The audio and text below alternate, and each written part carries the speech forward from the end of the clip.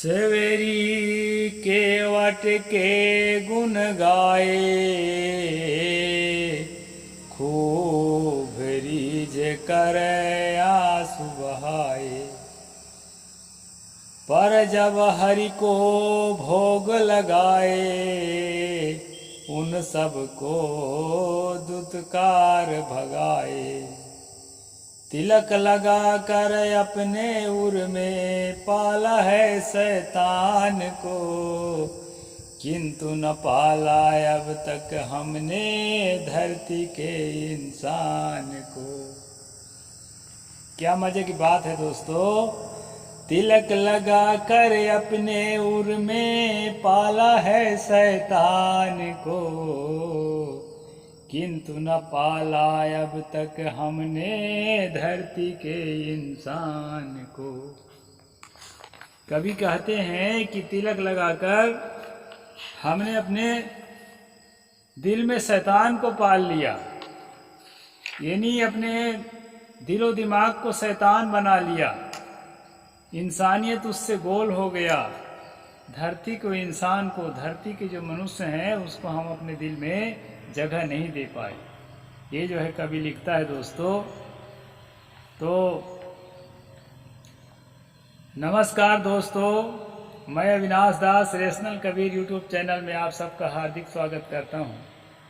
साथियों, यदि आप इस चैनल में पहली बार वीडियो देख रहे हैं या सब्सक्राइब नहीं कर पाए हैं, सब्सक्राइब जरूर करें, शेयर करके अपने सभी साथियों तक पहुंचाएं, बेल आइकन को प्रेस करें, ऑल नोटिफिकेशन ऑन करें और मुझे कमेंट जरूर लिखें दोस्तों, लाइक भी करें।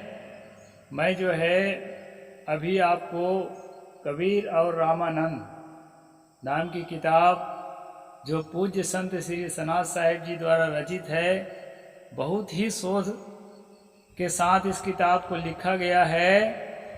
इस पर मैं पढ़ कर के आपको सुनाता हूँ दोस्तों। मैंने किसी कवि की कविता को इसी में से निकाल कर आपके सामने रखा है कि तिलक लगाकर हमने उर में पाला है शैतान को, मगर न अब तक पाला है धरती के इंसान को। तो दोस्तों, आंसू बहा बहा करके, प्रेम में मगन हो करके जब कथावाचक कथा सुनाता है, सबरी का कथा, केवट का कथा और भी कई कथाएं, तो उसके आंखों में आंसू बह जाते हैं और सुनने वालों के आंखों में भी आंसू बह जाते हैं कि कितने प्रेम है भगवान के और भगत के बीच में। लेकिन दोस्तों, वह भगत जो है अंत्यज घर का भगत है, वह भगत जो है एसटी एससी घर का भगत है। फिर भी भगवान जो है इतना करुणाशील हैं कि वो जो है आंसू भर भर के गले से मिल रहे हैं। सेबरी का, केवट का इसी प्रकार प्रसंग है दोस्तों। लेकिन जो पुजारी, जो कथावाचक इस कथा को बताता है, वही कथावाचक के सामने यदि कोई एसटी एससी का आदमी आ जाए, खासकर पूजा के टाइम में, तो भले राष्ट्रपति क्यों ना हो, उसको दूर से हाथ जोड़कर खड़ा होना पड़ेगा। भगवान की जो प्रतिमा है उसके नज़दीक नहीं जाने दिया जाएगा। तो दोस्तों, कल पिछले एपिसोड में हमने देखा था कि इंदिरा गांधी को कि तुम मलेच्छ हो ऐसा करके जगन्नाथ मंदिर में से अंदर नहीं जाने दिया गया, बाहर ही हाथ जोड़ के खड़े होने को कह दिया गया। क्योंकि फिरोज खान से विवाह हुआ था। फिरोज खान एक पारसी जाति के थे, हिंदू नहीं थे। तो जितने गैर हिंदू हैं, ब्राह्मणों की भाषा में वो क्या होते हैं, वो मलेच्छ होते हैं दोस्तों। और जितने भारतीय गैर हिंदू हैं, जैन हैं, बौद्ध हैं, वो ब्राह्मणों के भाषा में नास्तिक होते हैं। मलेच्छ और नास्तिक ये दो जो है इनके गाली शब्द है। तो उसको बोले कि ये जो है नास्तिक तो नहीं है लेकिन मलेच्छ है इंदिरा गांधी, और उसको घुसने नहीं दिए। आगे पांचवा घटना हम देखते हैं दोस्तों। पांचवी घटना स्वतंत्र भारत के संविधान निर्माता, प्रकांड विद्वान, भारत रत्न डॉक्टर भीमराव अंबेडकर की है। जब वे विदेश से शिक्षा प्राप्त कर भारत लौटे तो उनको सराय तक में यानी मुसाफिर खाना तक में जो है जगह नहीं दिया गया दोस्तों।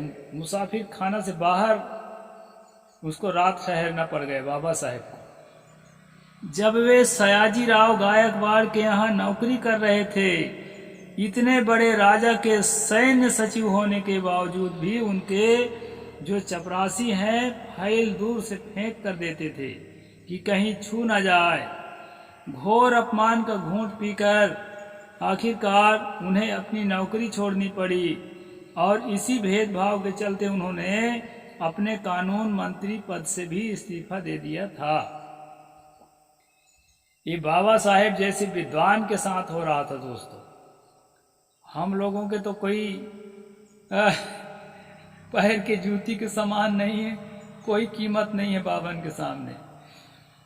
उपरोक्त पांचों चलते उन्होंने अपने कानून मंत्री पद से है। उपरोक्त पांचों घटनाएं कोई काल्पनिक नहीं है, ये किसी रामायण महाभारत की कहानी नहीं है, घटित घटना ऐतिहासिक है दोस्तों, किंतु सच्ची ऐतिहासिक घटनाएं हैं। जबकि आज के स्वतंत्र भारत में जहां समता समानता पर जोर दिया जाता है, इतना ही नहीं इस बात का कानून बना है कि किसी भी व्यक्ति के भेदभाव न किया जाए, फिर भी देश के उच्च अति उच्च पदों पर विराजमान महापुरुषों के साथ ऐसी घटनाएं घटी हैं। जब जनसाधारण दलित शोषित के साथ कैसा व्यवहार होता होगा, इस बात का आकलन विद्वान पाठक स्वयं कर सकते हैं। लेखक यहाँ लिखते हैं कि वर्तमान में जो बड़े बड़े विद्वान हैं, जैसे अभी महामहिम द्रौपदी मुर्मू जी हैं, उनको भी जो है अंदर नहीं घुसने दिया गया, बाहर हाथ जोड़कर खड़ी रही।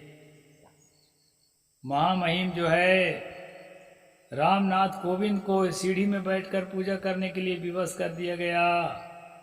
तो दोस्तों, आज जो इतना सभ्य और सुशिक्षित जमाना आ गया है, आज की यही स्थिति है ब्राह्मणों की। तो अभी एक घटना तो मैं बताया ही नहीं, शायद दूसरे वीडियो में बताया हूँ। जीतेश्वरी माता जो है ना, राजमाता पन्ना की, उसको घसीट घसीट कर बाहर कर दिया गया था। उन्हीं के पूर्वजों द्वारा बनाया हुआ मंदिर से, पन्ना से, युगल किशोर मंदिर से। और जो है वो उसका अपराध इतना था कि वो महिला थी और विधवा थी, महिला को चमर डोलाने का नहीं था। तो आप लोग टीवी में देखे भी होंगे। तो इस तरह से दोस्तों यहाँ पर मंदिर घुसने वाली बात है। फिर आज से 600 वर्ष पूर्व जब मनुस्मृति का काला कानून चलता था, आज से 600 वर्ष पूर्व कबीर साहब के जमाने में स्त्री शूद्रो नाधीयताम ऐसा चलता था। गौतम धर्म सूत्र और व्यास स्मृति जैसे कट्टर वर्णवादी व्यवस्था जारी थी। और इतना ही नहीं, जब अछूत लोगों की परछाई छू जाने पर हमारे जो है छाया को, शरीर छूना तो दूर की बात है, छाया को भी छू गया है तो कपड़े सहित स्नान करते थे। कपड़ा धोना भी जरूरी हो जाता था, चाहे अभी तुरंत नहा के आए हो। तब एक ब्राह्मण रामानंद धर्माचार रामानंद, और वह भी काशी जैसी नगरी, विद्वानों की नगरी, जहाँ गली गली में वेदाचार, शास्त्राचार और महामहोपाध्याय रहते हों, वहाँ पर एक कोरी जुलाहा व मुसलमान के बच्चे को, जो सब प्रकार से मतलब झोपड़ी में रहने वाला अकिंचन और अछूत को स्वामी रामानंद कैसे दीक्षा दिए थे। हम पढ़ रहे हैं कबीर और रामानंद। जो ब्राह्मण ये दावा करते हैं कि कबीर साहिब रामानंद के शिष्य थे, उनके लिए ये प्रश्न है दोस्तों। और नकली कबीर पंथियों के लिए भी प्रश्न है, जो इस बात पर यकीन कर रहे हैं। तो इसको ध्यान देना है, यह कदापि संभव नहीं है।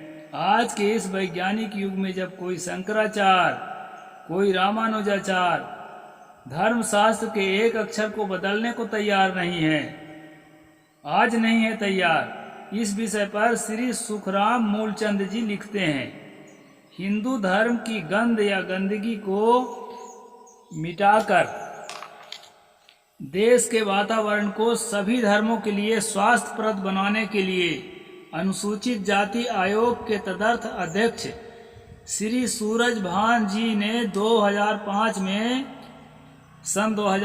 एक सुझाव दिया था कि मानवीय विषमता का प्रदूषण फैलाने वाले सभी अंशों को धर्म शास्त्रों से निकाल देना चाहिए।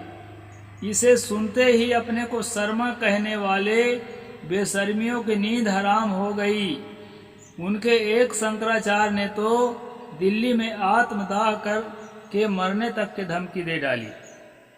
वह समाचार पंजाब केसरी दैनिक 11 अक्टूबर 2005 में निम्न प्रकार छपा। नई दिल्ली म जैन ज्योति मठ के शंकराचार्य माधवाश्रम और काशी विद्वत परिषद वाराणसी के महामंत्री बटुक प्रसाद शर्मा शास्त्री ने चेतावनी दी है कि अगर हिंदू धर्म ग्रंथों में किसी एक विशेष की आपत्ति वर्ग विशेष की आपत्ति पर बदलाव किया गया तो उनका पुरजोर विरोध किया जाएगा।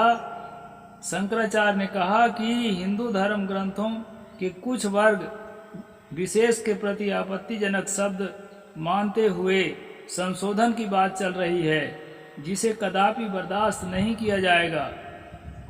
उन्होंने 3 शंकराचार्यों द्वारा सहमति व्यक्त करने पर नाराजगी व्यक्त की।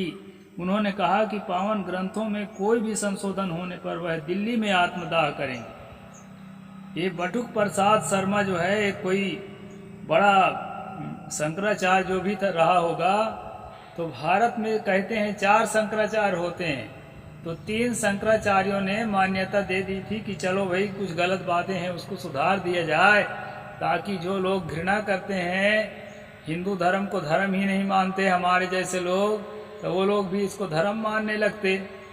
ऐसे करके जो है उसको सुधार की बात में भारत के 3 शंकराचार्यों का सहमति जो है उसमें बन चुकी थी। तो एक शंकराचार्य जो अटैक किया और बोला कि अगर ऐसा होता है, हिंदू धर्म की किताबों में कोई भी फेरबदल किया जाता है, तो मैं जो है चिता जलाकर जल के मर जाऊंगा। इस तरह से धमकी दिया। दोस्तों, सूरज भान के सुझाव को रद्दी टोकरी में तो पढ़ना ही था, क्योंकि हमारे हिंदू बहुल वोट बैंक की मान्यताओं पर प्रतिबंध लगाकर आखिर कौन राजनेता उसकी नाराजगी मोल लेना चाहेगा। ये अंध मान्यताएं पूरे देश को चौपट करने वाली ही क्यों न हो, हिंदुओं के धर्माधीश अपने शास्त्रों में कोई सुधार नहीं चाहते। यही आजमाकर हिंदू अंबेडकर को बौद्ध धर्म में जाना पड़ा। हिंदू अंबेडकर लिखा है लेखक यहाँ पर, मतलब हिंदू अंबेडकर बाबा साहेब को कह रहे हैं कि यही सब चीजों को देख करके आजमा कर देख लिया कि आज सुधरेगा कल सुधरेगा। बुढ़ापे में तो बुद्धिज्म में गए हैं, कोई भरी जवानी में थोड़े गए हैं। जीवन भर जो है इंतजार किए और तरह तरह के प्रयास किए, लेकिन दोस्तों पत्थर दिल के लोग कभी बदल नहीं सकते हैं, इनके बदलने की संभावना नहीं है। इसलिए अपने कम से कम समाज से हम नहीं मिटा सकते हैं इस गंदे आइडियोलॉजी को, तो कम से कम अपने दिल से तो मिटा सकते हैं दोस्तों। इसलिए मैंने पहले नारा दिया था और अभी भी देता हूँ कि गर्व से कहो हम हिंदू नहीं हैं। कई लोग नाराज होते रहते हैं, तो ऐसा हिंदूगिरी नहीं करना है जहाँ मनुष्य को जो है उसके छाया छूने से नहाना पड़े और हमारे छाया छूने से एक दूसरा आदमी को नहाना पड़े। इस प्रकार यहाँ की बात है दोस्तों। उपरोक्त बातों से सिद्ध होता है कि स्वामी रामानंद ने वैष्णवी आगम अर्थात वैष्णव धर्म शास्त्रों में कोई संशोधन नहीं किया और न कबीर साहिब को दीक्षा दिया, क्योंकि वे कट्टर शास्त्रवादी थे, जिनका ज्वलंत प्रमाण ब्रह्म सूत्र पर उनके द्वारा लिखित आनंद भास है। आनंद भास नाम की एक किताब लिखे हैं रामानंद, उसमें घोर जातिवाद का समर्थन किए हैं। इसमें कुछ अंश अभी आएगा आने वाले एपिसोड्स में, उसमें मैं बताऊंगा दोस्तों। तो इस प्रकार से जो है रामानंद कबीर साहिब के आइडियोलॉजी के ठीक जो है अपोजिट दिखाई पड़ रहे हैं और पूरा यहाँ भ्रम फैलाया गया है कि रामानंद के ही शिष्य कबीर थे करके। इस बात को जो है दोस्तों, और बहुत सारे मुद्दे हैं धीरे धीरे हम पढ़ेंगे और मैं आपको बताऊंगा, और आप जो है इस बात को ठीक से समझेंगे। और नकली कबीरपंथी लोग जो हैं बहुत ज़्यादा दावा करते हैं इस बात का, तो उनके चक्कर में नहीं आना। वो जो है वो ब्राह्मणों के चरणदास हैं और उनके जो है चप्पल चाटने से उनको फुर्सत नहीं है, इसलिए वो लोग विरोध ही करेंगे। और उनके विरोध से नहीं डरना है, हमको सत्य पर आश्रित होकर सत्य का प्रचार करना है।